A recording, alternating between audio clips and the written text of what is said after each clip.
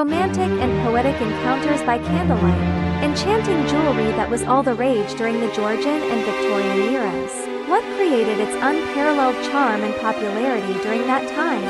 In this episode, we are going to unveil its mysterious allure. Join us as we delve into the past and present of old mine-cut diamonds.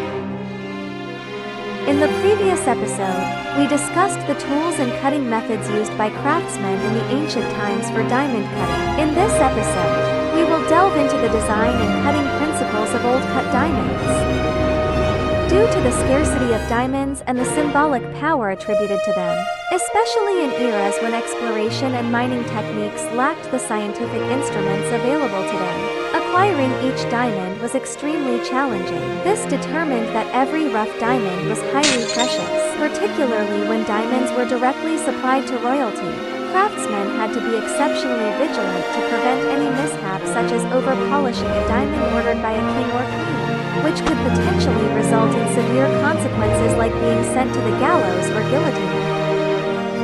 Therefore, there are two fundamental principles that must be followed during diamond cutting. One is preserve weight, with the goal of maximizing the utilization of the rough diamond. It involves minimizing material loss during each processing step while ensuring the smooth progression to the next stage. It can be said that throughout the entire process of diamond cutting, weight preservation needs to be taken into consideration. The other principle is pursuing flawlessness. Since the diamond roughs at that time were formed naturally in the environment, it was extremely difficult to find rough stones without any inclusions. Therefore, before cutting diamonds, the lapidary had to carefully examine the rough stone, identify the location of each flaw, and plan ahead so that the flaws could be removed during the polishing process or positioned in less visible areas. However, due to the lack of precise auxiliary instruments available at that time, craftsmen had to rely solely on their experience and elusive luck for cutting,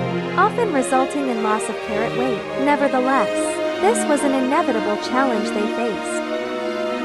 Therefore, when unable to clearly see the internal structure and form of flaws within the rough diamond, the craftsmen, after careful examination of the rough stone, would use ink to draw cutting lines on the stone.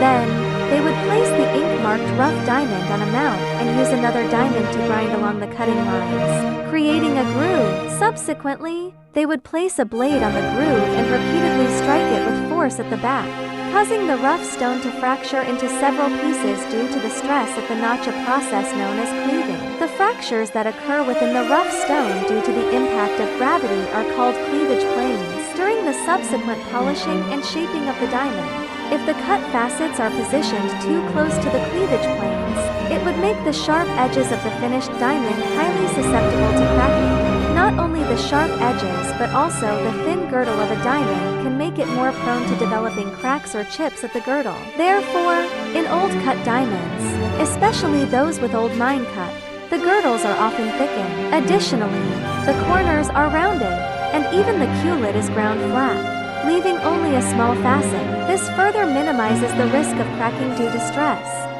In the next episode, we will discuss the various shapes of old mine-cut diamonds and their differences from modern brilliant cuts. Stay tuned for more information.